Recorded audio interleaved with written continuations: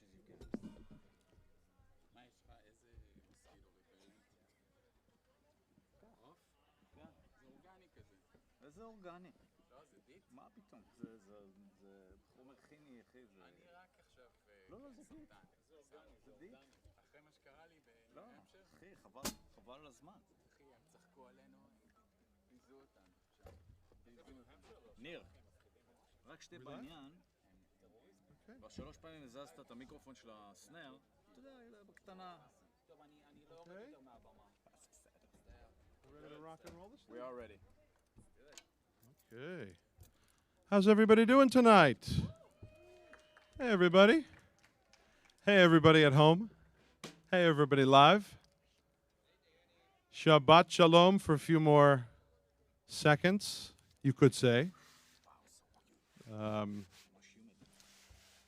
We're going to do a little Havdalah, and we're going to go right into a wonderful program with our group. But let's just get it started with Havdalah. Let's say goodbye to Shabbat together. Okay?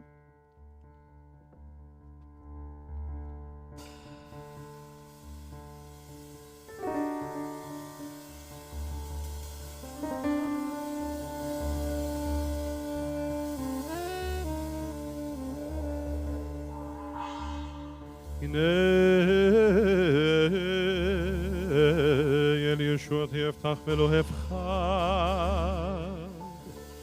יעזיב זמרתי אדוני ויהיה לי לישועה ושאפתם מים וששון ממעייני הישועה אל אדוני הישועה לעמך ברכתך סלע אדוני צבאות עמנו משכב לנו אלוהי יעקב סלע אדוני צבאות אשרי אדם בוטח בה אדוני הושיע מלך יעננו ביום קורנו. The Jews of old had light and happiness and joy and love. May it be for us. ליהודים הייתה אורה ושמחה וששון ויקר ליהודים הייתה אורה ושמחה וששון ויקר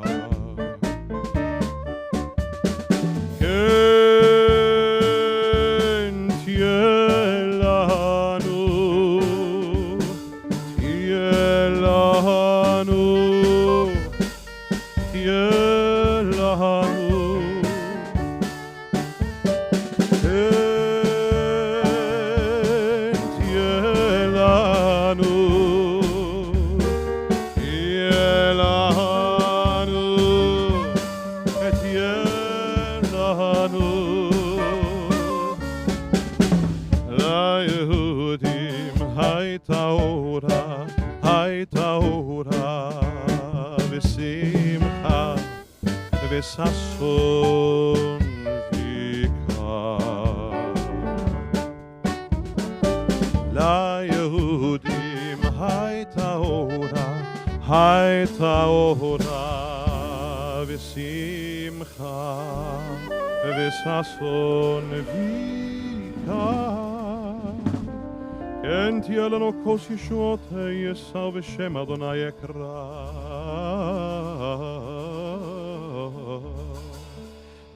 la la la la la la la la la la la la ya la la la la la la la la ya la la la la la la ya la la la la la la ya la la la la la ya la Baruch ata Adonai Eloheinu melech haolam הגפן, בורי פרי הגפן, יא לה לה, יא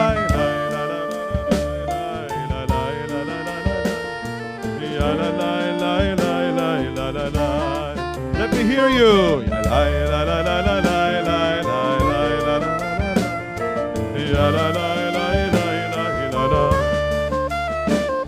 Baruch atah Adonai Eloheinu melech haolam borei minei v'samim borei minei v'samim borei minei v'samim yalalai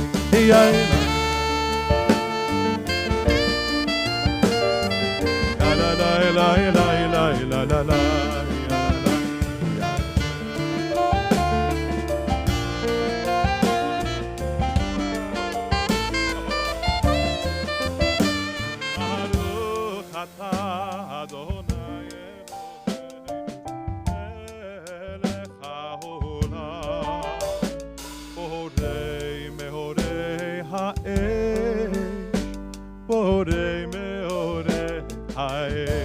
La la la, ya la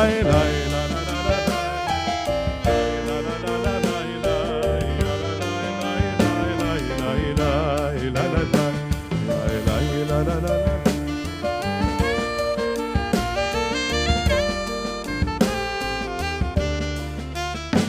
Baruch atah Adonai Eloheinu melech haolam המבדיל בין קודש לחול, בין אור לחושך, בין ישראל העמים, בין יום השביעי לששת ימי המעשה.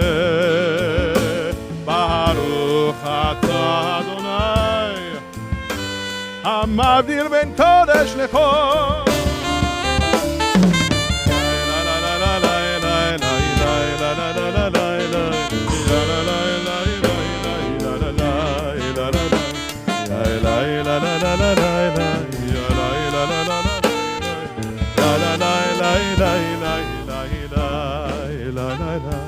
Eliyahu Hanavi, Eliyahu Hatishvi, Eliyahu, Eliyahu, Eliyahu Hagiladi, Bimheira ve'yameinu, Yahavo Eloheinu, Mashiach ben David, Mashiach ben David.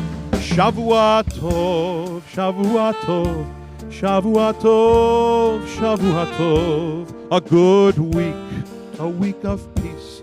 May gladness reign and joy increase.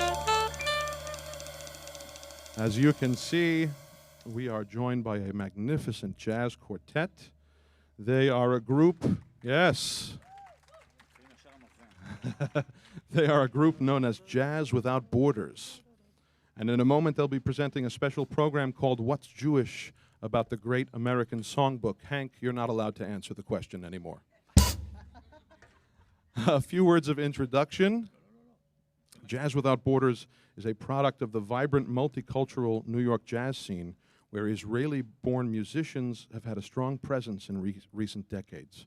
Co-led by saxophonist Nir Naaman and our good friend and drummer Nadav Snir Zelniker, and joined by pianist Eldad Zvulun and bassist Daniel Ori.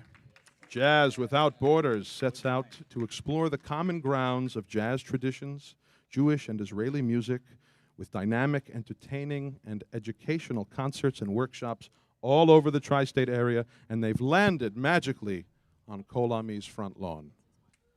Ladies and gentlemen, Jazz Without Borders.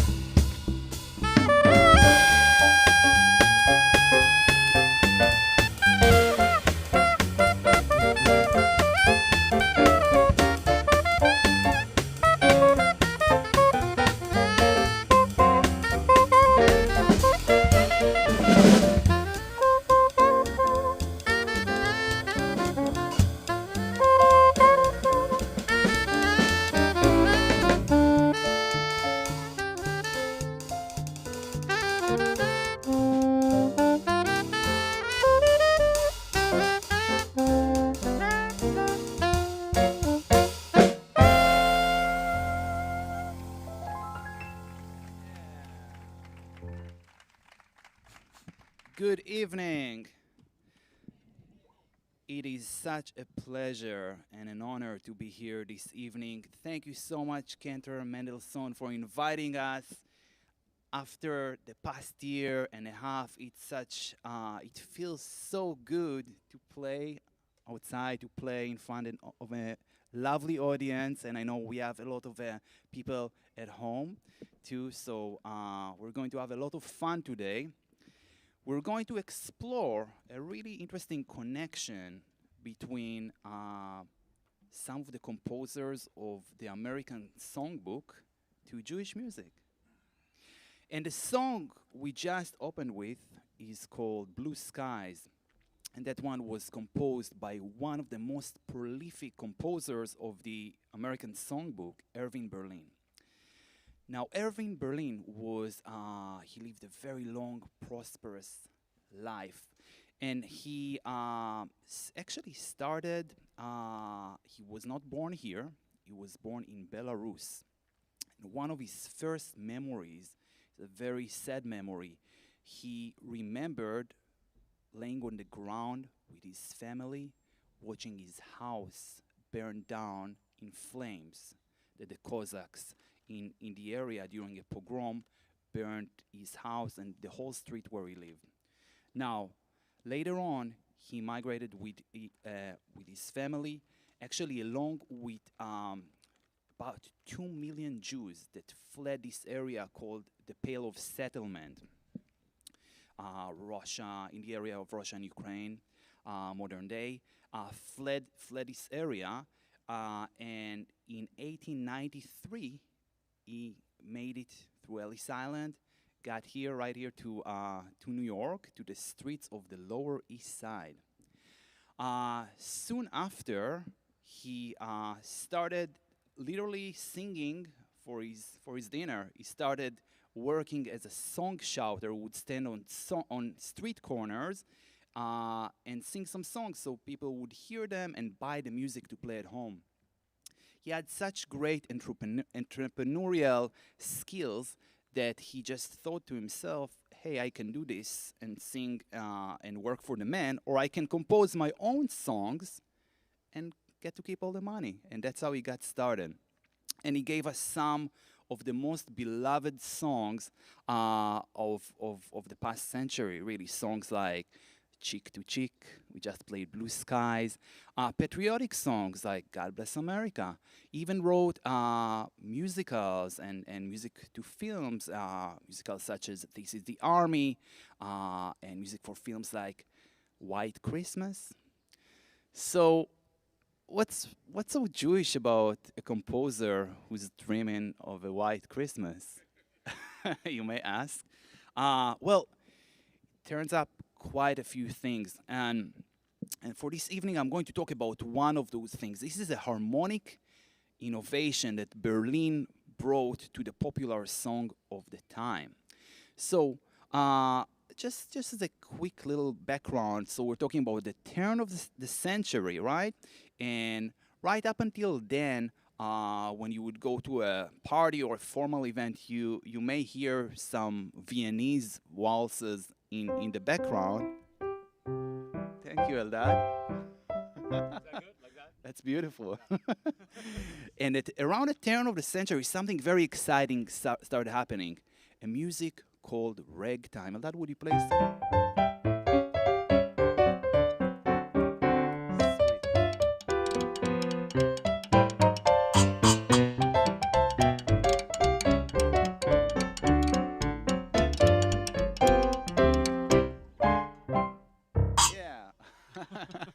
Sweet, thank you a lot. So that was a very exciting moment. That was the music that all the cool kids were listening to. And right around this time, Berlin started thinking a lot about syncopation.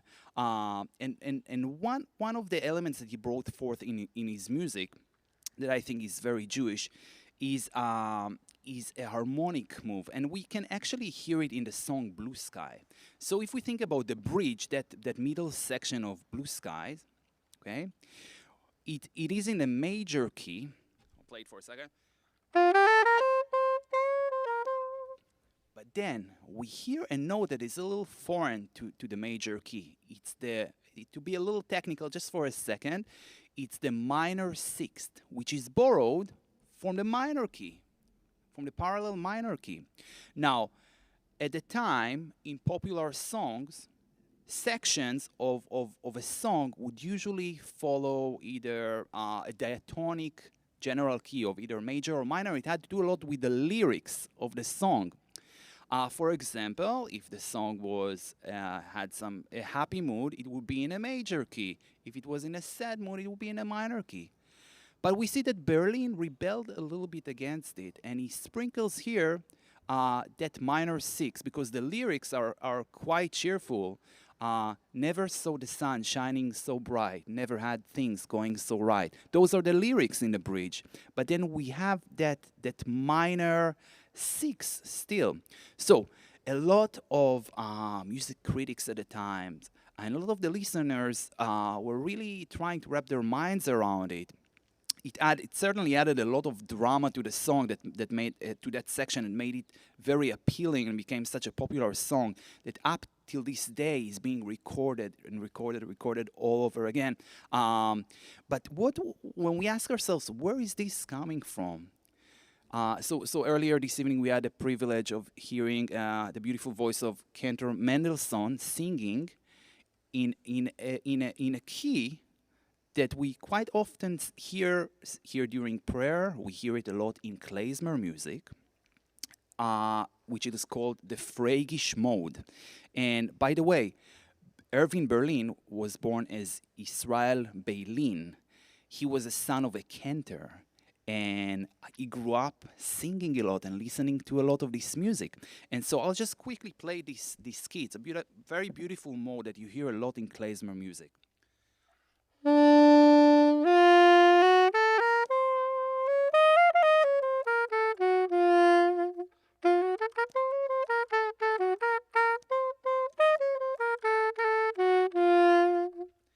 This is a major mode, but it also has that beautiful lowered minor sixth. So that's probably where it came from. Now, speaking about the home culture, the culture that we grow up with, sometimes it's very hard to escape from us. Kind of like my accent. I've been trying to work on it for many years, but for some reason it doesn't escape me. But speaking of accents, Berlin grew up speaking Yiddish. And Yiddish is a swinging language. And I would like to ask my friend Nadav to tell us a little bit something about that. Can you hear me? Nir, your accent is beautiful. Thank you. Our Israeli accents pop up every now and then, though it just comes and goes. You never know when it hits you. I just want to say that the only reason they let me speak about this thing, about Yiddish culture and all that, because I'm the most Eastern European looking guy in the band.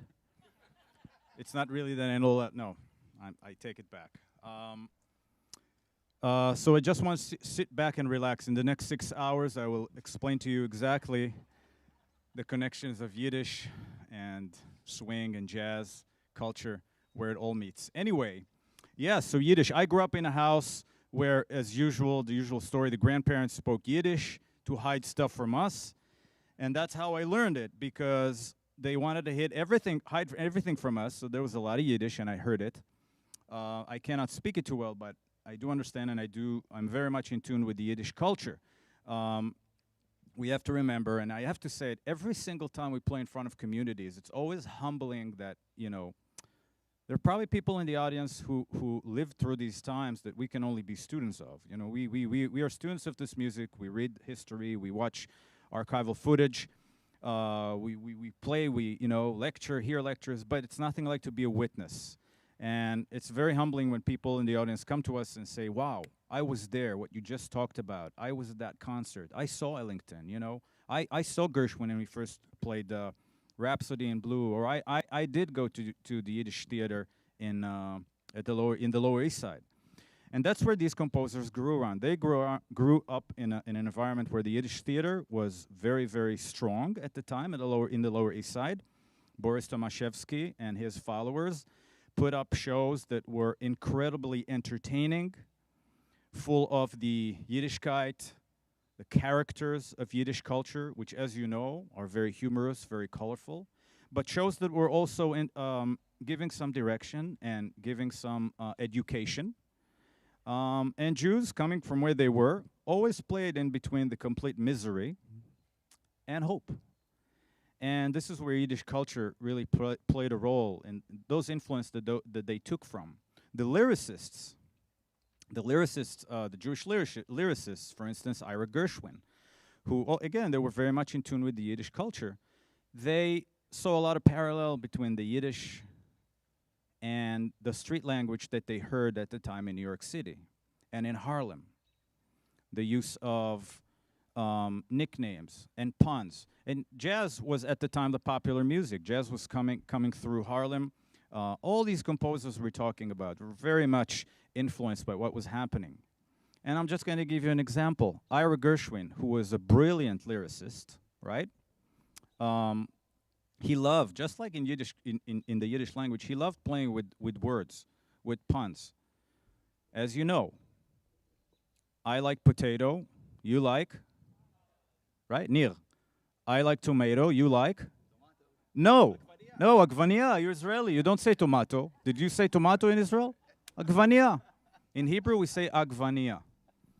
Anyway, and many more. They're writing songs of love, but not for me. So much humor and sarcasm in his lyrics. And a lot of it came from Yiddish culture, but also from the jazz language that they heard on the street. The jazzers at the time, they all had nicknames. You guys know all of those, right? Satchmo. Louis Armstrong, right? Lady Day.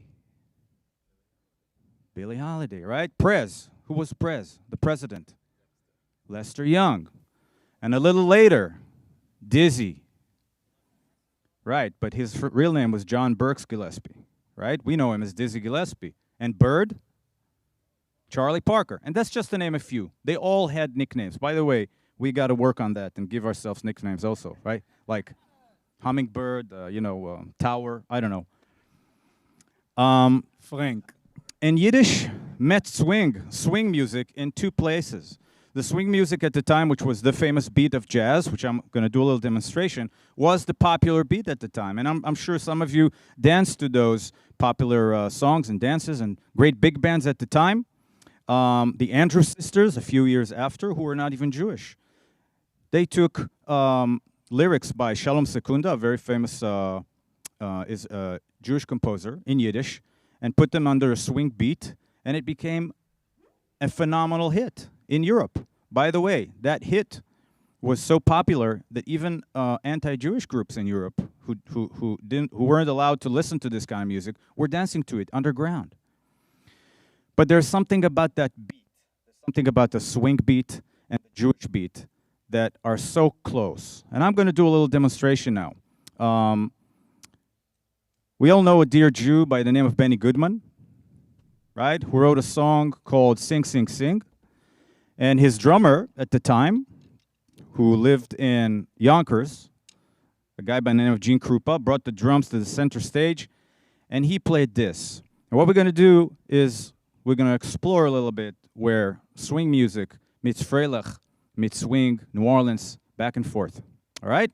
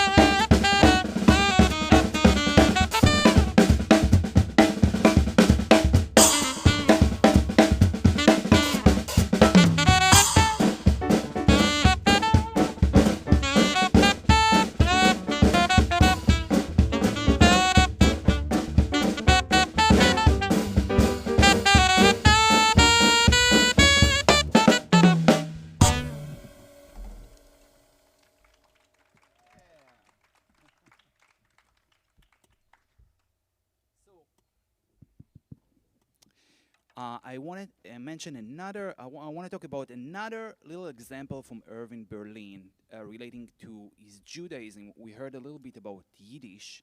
Berlin never forgot his background. He never forgot that story of how he got to America and got such an incredible second chance on life. And he always had a big empathy for other people who shared similar backgrounds, other minorities, people who suffered from racial, other social injustices. And one thing that was important for Berlin, and we see in some of the teaching of the Hasidic rabbis, is the sense of Kol Ha'olam Kulo Gesher Tzar Meod. The whole world is a very narrow bridge. But the most important thing is not to be afraid at all. And we see a beautiful example for this in his song, Let's Face the Music and Dance. Now, we asked Cantor Mendelssohn to join us in song here. Thank you again. We're very excited about collaborating with you a couple of times this evening. And please pay a little attention to the lyrics here. They're very special. And also, we see a transition between major to minor quite often in this. And this, by the way, a very cool thing that we learned is that while musicologists call this transition, that harmonic innovation that I talked about before, they called it modal assimilation. It's a very fancy term, modal assimilation. In the streets of the Lower East Side, in Tin Pan Alley, it was known as the Jewish move. It was so popular that the famous Cole Porter, who himself was not Jewish, famously wrote in his lyrics, "There is no love song finer, but how strange is the change from major to minor." So, Cantor Mendelssohn, thank you for joining us. This is Let's Face the Music and Dance. Let's do it.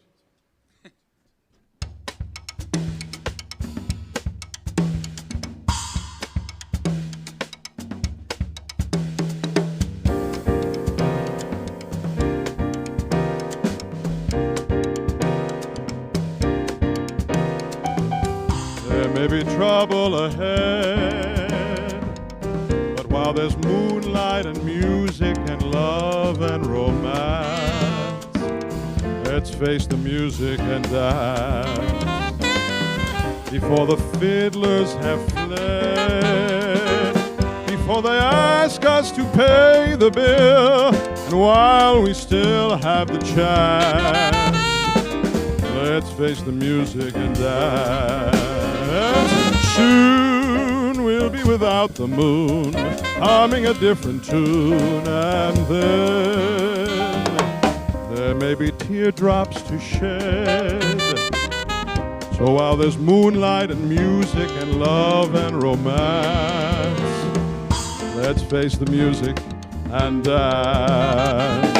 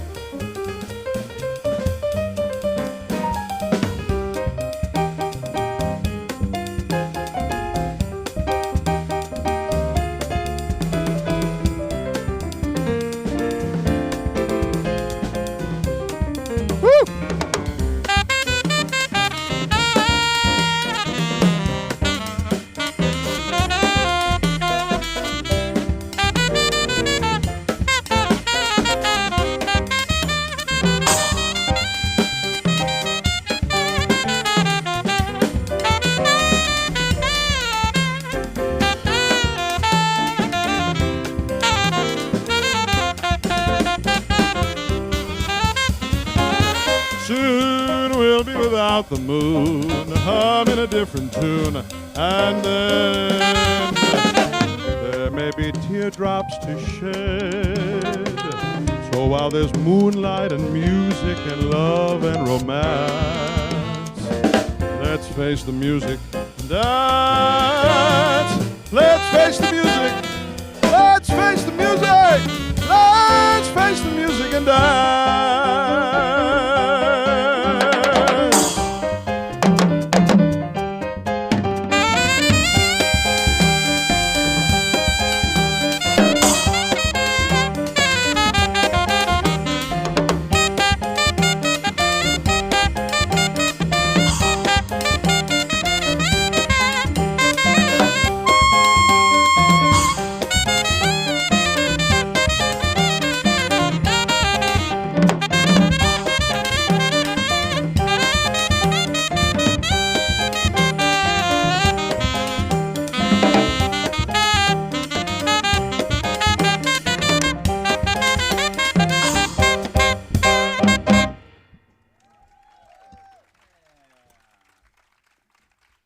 Thank you, Cantor Mendelssohn.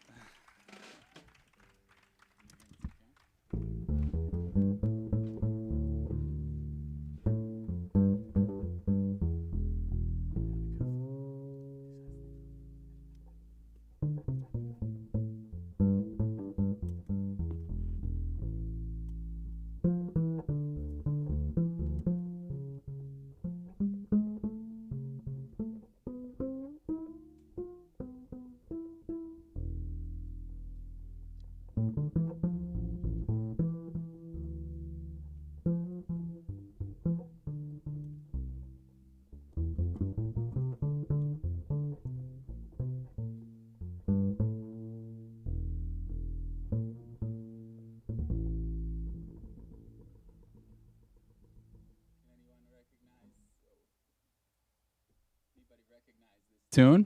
Anybody? No? I know my band does. So that was Yesterday's by Jerome Kern, a 1933 tune from the musical Roberta. And so one of the highest and most important values in Jewish tradition is tikkun olam, right? And this is defined as acts of kindness, or trying to do acts to repair and perfect the world. And a great example of that is social justice. Now, in the early days of Broadway, musicals were mostly about comedy or romance, just simple entertainment, right? But in 1927, a musical called Showboat premieres, and the storyline is much more real, it's much more tragic. It's deeper, and not only does the musical, does the storyline deal with prejudice and racial prejudice, but also Showboat is the first musical to integrate African Americans into some important roles. And Jerome Kern, who composed the music for Showboat, is considered one of the most prolific and highly regarded composers in the American Songbook. But with his catchy tunes and his beautiful melodies, songs like Yesterday's, which I just played, and All the Things You Are, and This Song Is You, and The Way You Look Tonight, and many, many others. We know that Kern's Jewish roots, we know that his upbringing have a real clear imprint on the social justice theme in Showboat. So this musical was his very first big Broadway success. And raising awareness for social justice, and as well as like integrating African Americans into these important roles was an act of tikkun olam. And it's a big part of Jerome Kern's legacy. Now, on a musical standpoint, Showboat was a very interesting musical because it's the first time that a musical has music that's embedded in the plot. So I'm talking about, intros, outros, segues, and themes throughout, and just very deep music.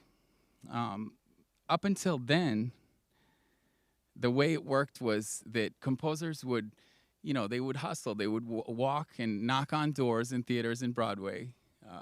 No emails, no Zoom, no sending any press kits. They would just literally knock on doors. They'd show up, they'd get in, they'd play their latest hits. And on the spot, if the producers loved the songs that they heard, they would decide, okay, well, I'm taking that song, and then they would plug it into the musicals that were running at the time. So not the most organic way of making music or writing a musical, but in Showboat, the music is actually progressing the plot, it's advancing the plot, and by doing so, Jerome Kern is actually setting the tone and paving the way for lots of influential musicals down the road. Musicals like West Side Story, My Fair Lady, Oklahoma. So this is all coming from Jerome Kern's roots. A little bit about Kern and about his life. So born in New York, 1885 to two Jewish parents. He started playing piano very, very early. His mom was actually his teacher. He's remembered by his friends as someone who's just like the scrawny little kid who always knew he was going to be a musician. And he was very much into this long-form Viennese operas, just deep classical music. And it's only later in his career that he starts getting more interested in musicals and pop, and he brings that knowledge into that. That's what we see in Showboat. And I'll leave you guys with one anecdote about Jerome Kern. So in 1915, Kern was supposed to, this is when he was 30, he was supposed to get on a ship and go to London with his collaborator, producer Charles Frohman. And some people say he had a late poker night. Some people say he played a gig and there were a ton of requests and things got long. But whatever it is, the very next day he got up, he took his, got his suitcases ready, stepped out of his apartment and realized it kind of looked like this and realized he missed the ship. But little does he know that 2 weeks after, this ship that's named the Lusitania, you guys know about this, huh? So gets shot down by a German submarine. More than 1,000 passengers and crew members, including his friend Charles Frohman, who died in this tragedy. And just this near-death experience gave Kern another 30 years of writing incredible music. And for us as music fans, we get to enjoy these, eternal tunes. He dies at the age of 60 and in 1945. And we're going to play another tune from Roberta. This is our favorite, and this one is called Smoke Gets in Your Eyes.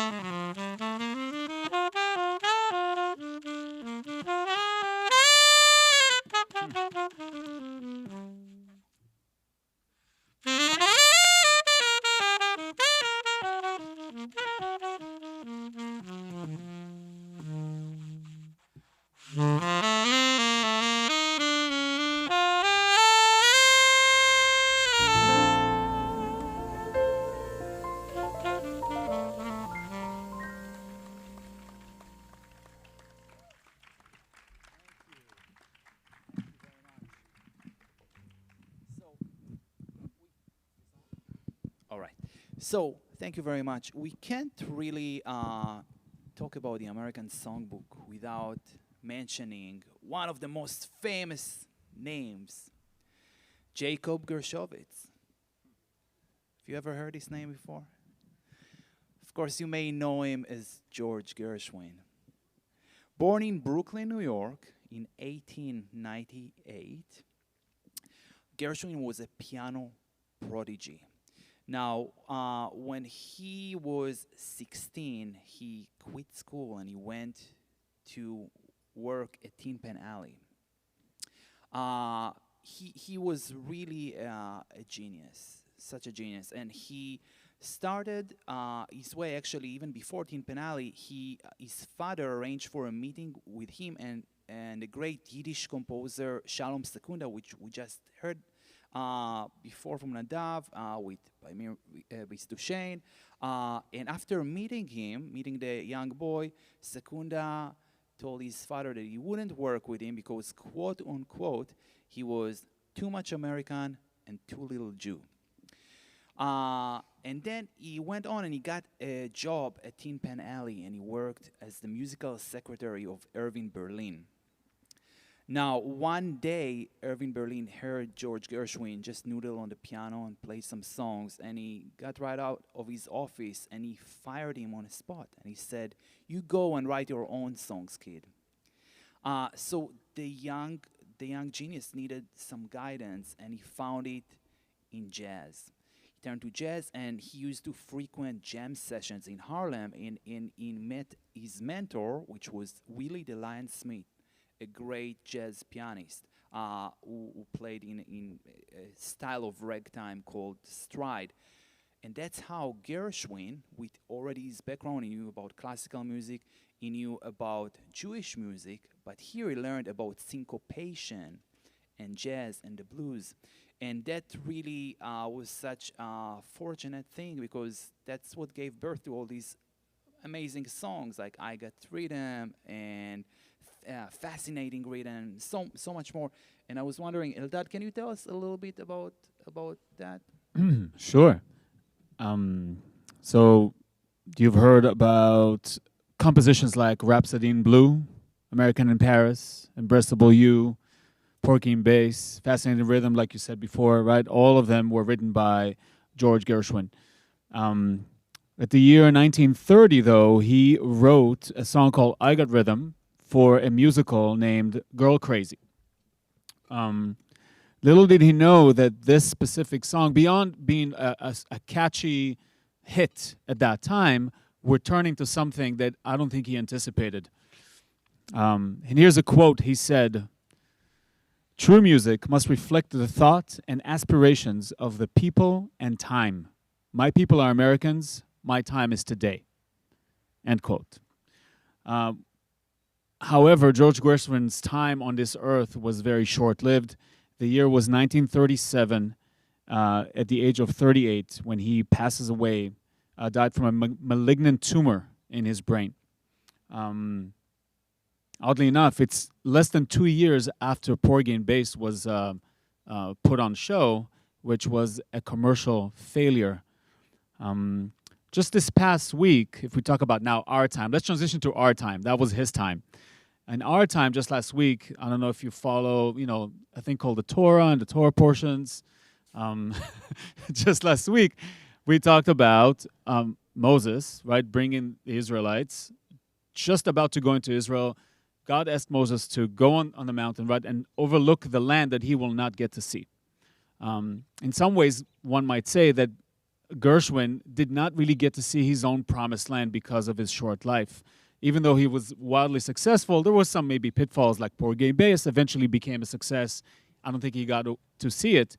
But I want to talk about one of his legacy that he did not get to enjoy. When it comes to this specific song, I Got Rhythm, the form that he created was eventually became as famous as the blues when it comes to what jazz musicians know what to do when they come to a jam session.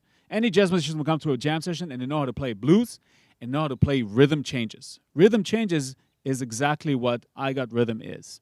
And later on, many famous jazz musicians like Nat King Cole, Dizzy Gillespie, Sonny Rollins, Charlie Parker, they all wrote their own melodies based on the same structure that Gershwin wrote for I Got Rhythm. So without further ado.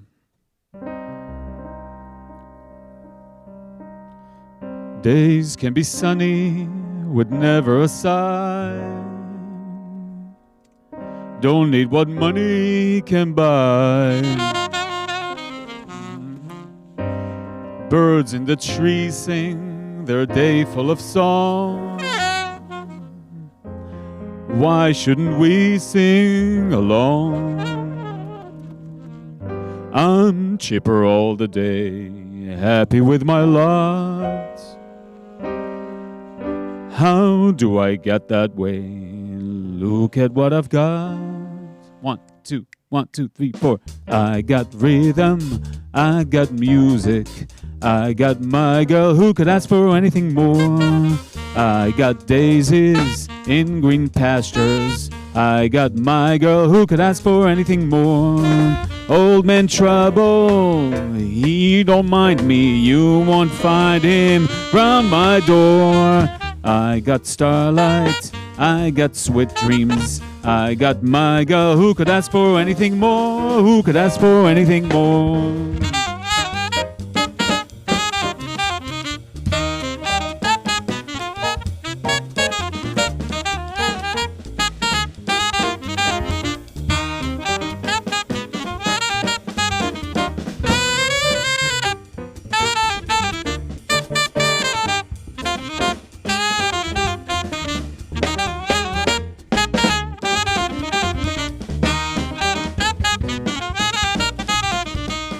I got starlight, I got dreams, I got my girl who could ask for anything more, who could ask for anything more.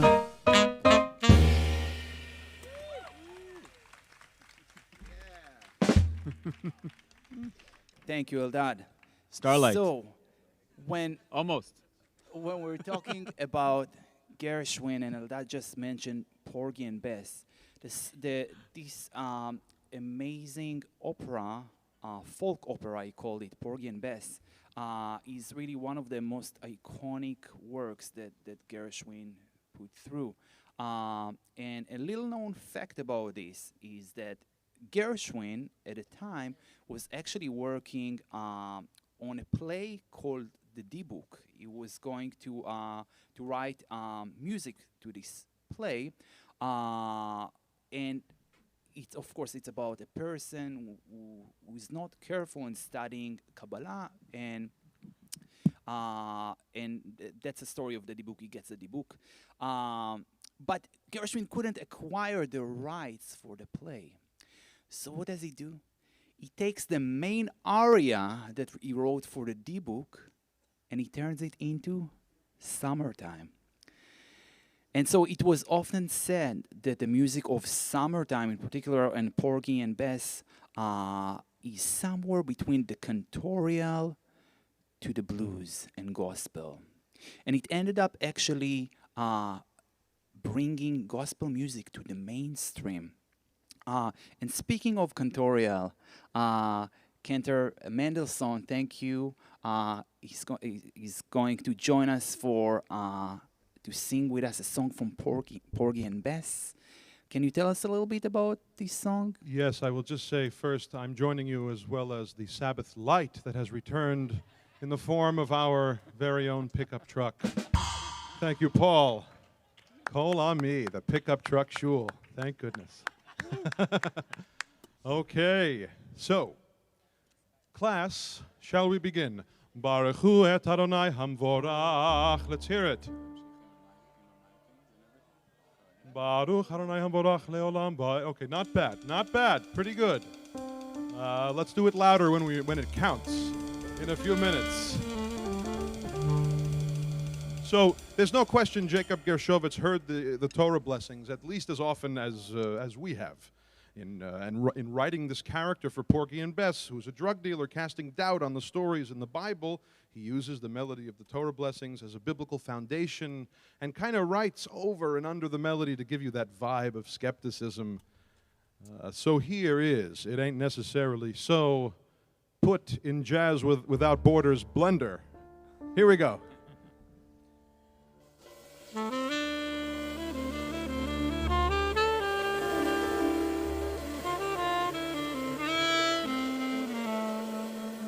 ברכו את אדוני המבורך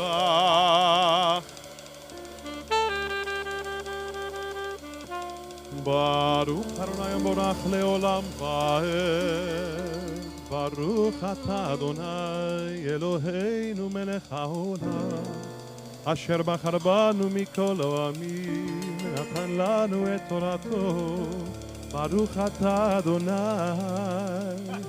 נותן התורה.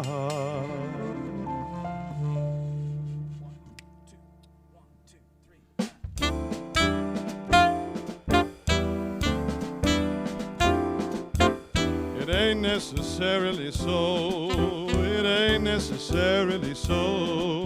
The things that you're liable to read in the Bible, it ain't necessarily so. Little David was small, but oh my. Little David was small, but oh my.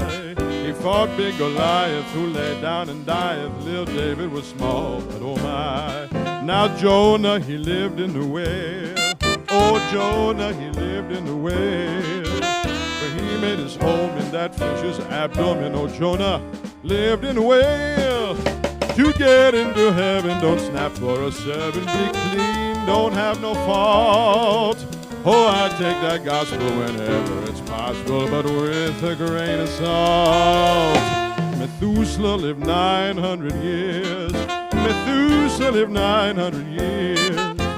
But who calls that living when no God will give in to no man? What's 900 years?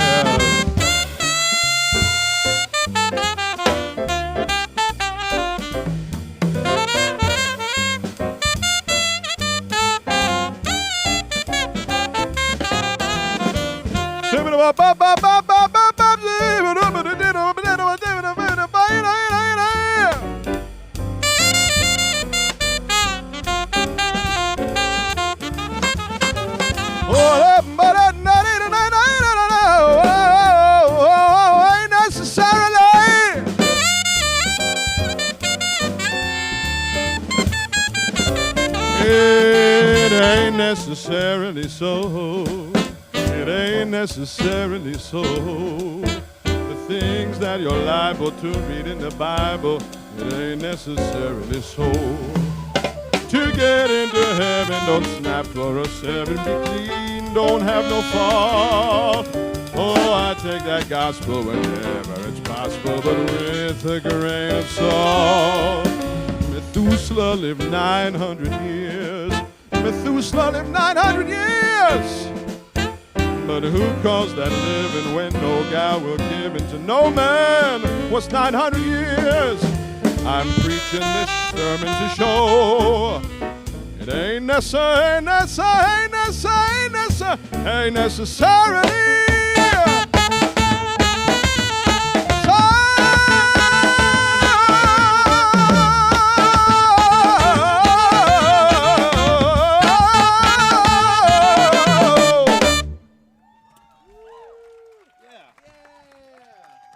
Jazz Without Borders, ladies and gentlemen. Great. Thank you, Cantor Mandelston. Thank you, guys. Your very own. Woo!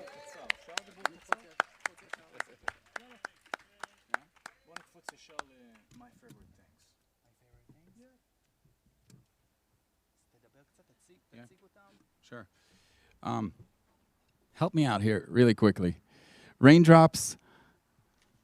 Oh, I can't see anything. Raindrops on roses and whiskers on kittens. Bright copper kettles and warm woolen mittens. You know where I'm going with this. Brown paper packages tied up with strings. Nice. Thank you. So we all know this song. My favorite Jews. We all know this song from the 1959 musical Sound of Music, written by the Jewish Richard Rodgers and the half-Jewish Oscar Hammerstein.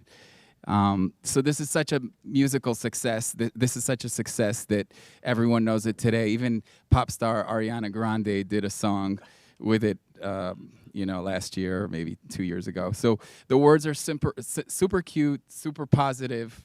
When darkness comes, I think about my favorite things, and it kind of helps bring light into my life. And that's a theme that we see in Judaism a lot, right? We see the light in darkness. We see it in the story of creation in Genesis. We see it in Hanukkah with the struggle for freedom and lighting the candles on Shabbat. We see it. We just did it with Havdalah. I see it with that pickup truck right there, light and darkness.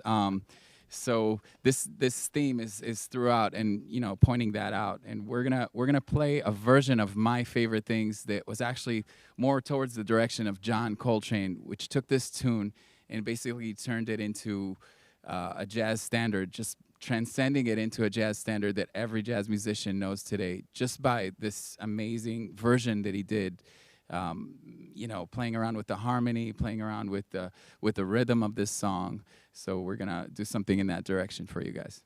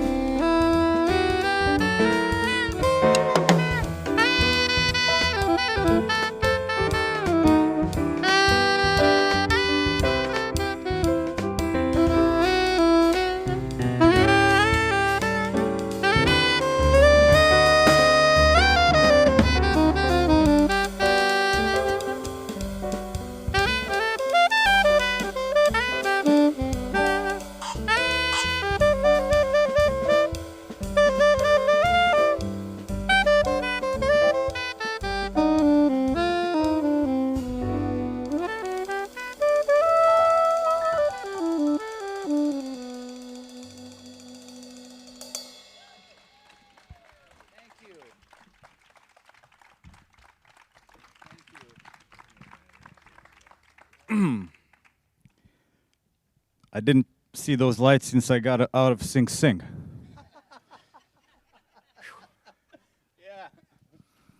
So, before we conclude, wait, don't ruin it for yourself. First, I have to say a personal thank you to your cantor. You guys are very lucky. Cantor Danny Mendelson, not only a wonderful cantor and an amazing musician, but what a guy. It's pleasure for us. And for all the other, the staff behind the scene who made this happen. Jordan on sound, and the rest of you. I know Hank is here. Is he still here? Hank and Alex Hopkins, this loud guy here, and thank you so much. For us, I mean, correct me if I'm wrong, but as jazz musicians, we were introduced to the great Jewish composers of the American Songbook through jazz. When we first started studying this music, you see the name Gershwin or Berlin or Kern or Hammerstein on all the lead sheets that we played. But we started noticing these mostly through our interest in jazz. And it's a great compliment, I think, to those Jewish composers that great jazz performers, artists, took interest in those tunes. It's not for nothing that also half of or more than half, I would say, the great American jazz book, the real book, is composed of tunes written by Jewish composers. Take, for instance, Porgy and Bess. I never heard Porgy and Bess in its original form, but I immediately heard Miles Davis and Gil Evans's treatment of Porgy and Bess. So for us students, it was a great connection, and we started digging deep. And there's one thing to say, okay, all of them were Jews, so what? But where are really the Jewish influences, the Jewish values? Was there a Jewish identity and sound that comes through these songs? And for us, as four Israelis, it's really an opportunity to reflect on our own journey and on our own families. Just like those composers who were all immigrants themselves or children of immigrants, our grandparents immigrated to Israel from foreign countries, right here, half of Eastern Europe, right here, 3 generations back, Yemen, Iraq, Mars, no one knows. He's so tall. He's playing the tallest instrument in the band. He's the tallest guy in the band. He reaches blue skies. It's amazing.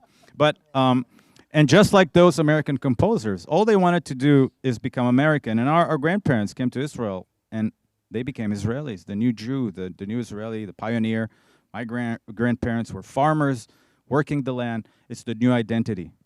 And then we, 3 generations after, coming to New York, and where do we find our voice, our path in the New York jazz scene and in the jazz world? So this program is for us definitely a way to reflect on our own journey. And I have to be honest, and I think it's safe to say I speak on behalf of all of us. Each and every program that we do, we learn something ourselves about this music, about these composers, and we just love doing it and love to bring those sounds out and those little anecdotes. A lot of anecdotes were not even discussed today. We can really spend a lot of time. For instance, I'll just tell you that the original name of Porgy and Bess was Porky with K, and Gershwin didn't like it.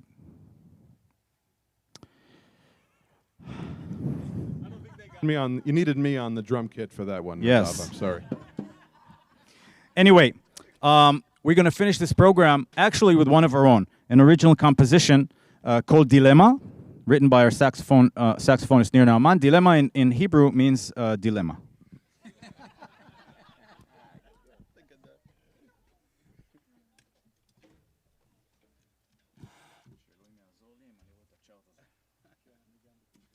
So while everybody is getting ready for our last song, I just wanted to add to what Nadav said. And we see a beautiful thing here. So the Jewish composers of the American Songbook, they got a second opportunity on life here in New York.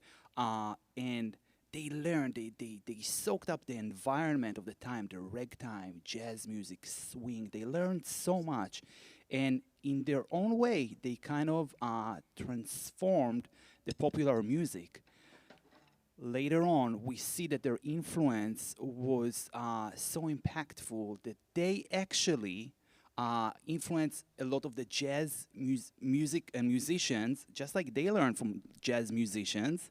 And in their turn, some of those musicians, just like John Coltrane, that we played a little homage to, took that information and transformed it one further step. My favorite thing became a huge hit, a huge success.